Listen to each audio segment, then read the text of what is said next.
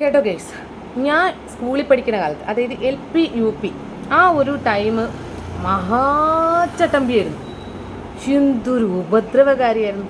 നാട്ടുകാർക്കും വീട്ടുകാർക്കും സ്കൂളിലുള്ളവർക്കും ഒക്കെ തൊല്ലായിരുന്നു. അതെനിക്ക് നല്ലപോലെ ഓർമ്മയായിരുന്നു. ഞാൻ നന്നാവാൻ തുടങ്ങിയത് ശരിക്കും 8ാം ക്ലാസ് മുതലാണ്.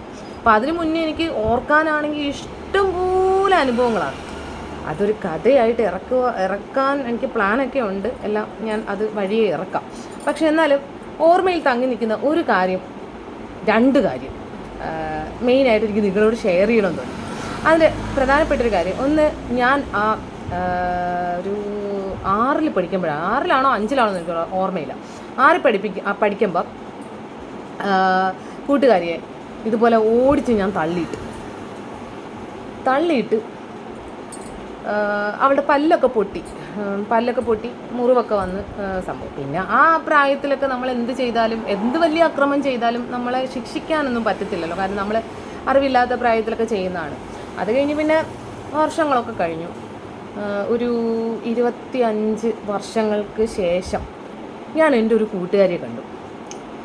അപ്പോൾ എനിക്ക് ആദ്യം അവളെ മനസ്സിലായില്ല, പക്ഷെ അവൾക്ക് എന്നെ കണ്ട അപ്പം തന്നെ മനസ്സിലായി. എന്നിട്ട് ഞാൻ പറഞ്ഞു, എനിക്കും മനസ്സിലായി. ആ ഒരു എൻ്റെ ഒരു ഡൗട്ട് വന്നപ്പോൾ പെട്ടെന്ന് അവൾ പറഞ്ഞു, ഞാനൊന്ന് ചിരിച്ചാൽ മതി, നിനക്ക് എന്നെ പെട്ടെന്ന് മനസ്സിലാവുമെന്ന്.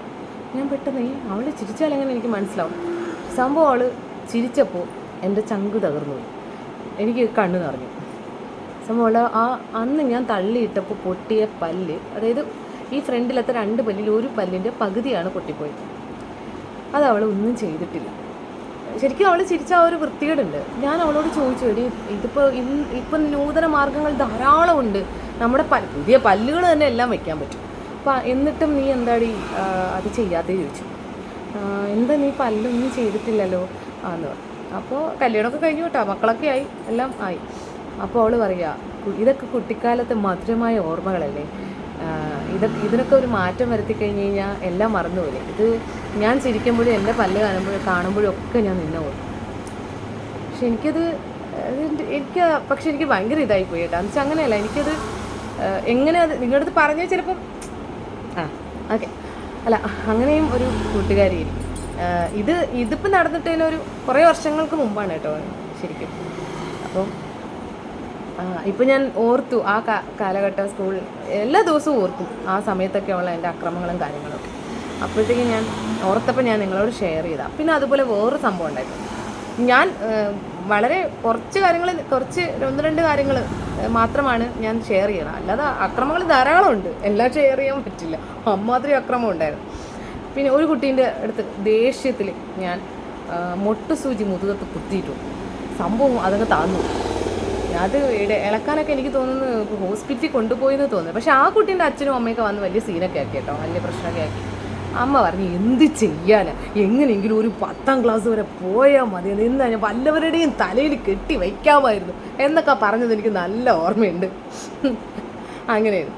അത്രമാത്രം ഞാൻ ഉപദ്രവിച്ചിട്ടുണ്ട്. പക്ഷേ ആ കുട്ടിയെ ഇതുപോലെ തന്നെ ഞാൻ ഒരിക്കലും മറക്കില്ല. കാര്യം ഞാൻ മുട്ടസൂചി കുത്തിയ കാര്യം അവളെ മരിക്കോളം മറക്കില്ല എന്ന് പറഞ്ഞ പോലെയാണ്. ഇപ്പോൾ അവൾ മറന്നു കാണും. കാരണം എനിക്ക് വേദന ഉണ്ടാക്കുന്ന വേറൊരു സംഭവം എന്ന് വെച്ചാൽ, അവളിന്ന് ജീവിച്ചിരിപ്പില്ല, മരണപ്പെട്ടു. എൻ്റെ ഫാമിലി പ്രോബ്ലം എന്തൊക്കെയായിട്ട് സൂയിസൈഡ് ചെയ്യുമായിരുന്നു. അത് എൻ്റെ ഒരു സ്കൂൾ ഗ്രൂപ്പിൽ കൂടെയാണ് ഞാനത് അറിഞ്ഞത്. പേരൊന്നും ഞാൻ പറയുന്നില്ല. പക്ഷേ അതും എനിക്ക് ഭയങ്കര വിഷമമായിട്ടുള്ളൊരു സംഭവമാണ്. അപ്പം ഇയാളെന്തിനും ഇപ്പോൾ ഇതൊക്കെ വന്നിട്ട് ഞങ്ങളോട് ഷെയർ ചെയ്യുന്നത്, ഞങ്ങളെന്തിനാണ് ഇതൊക്കെ അറിയുന്നത്, ഇതൊക്കെ ഇയാളുടെ ജീവിതത്തിലെ പേഴ്സണൽ കാര്യങ്ങളൊക്കെ. പക്ഷെ അങ്ങനെ പറഞ്ഞ് ഷെയർ ചെയ്തതല്ല. ഫ്രണ്ട്ഷിപ്പിൻ്റെ അല്ലെങ്കിൽ ആ പഠിച്ചിരുന്ന കാലത്തുള്ള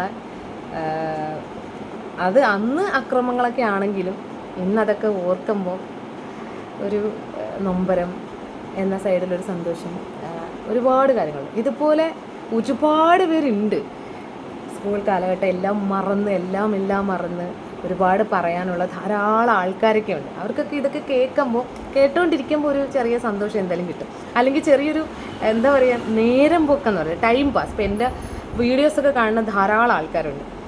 എൻ്റെ ഇത്രയും സബ്സ്ക്രൈബേഴ്സിൽ എന്തായാലും ഒരു 1/4 പേരെങ്കിലും എൻ്റെ വീഡിയോസ് എല്ലാം കാണും.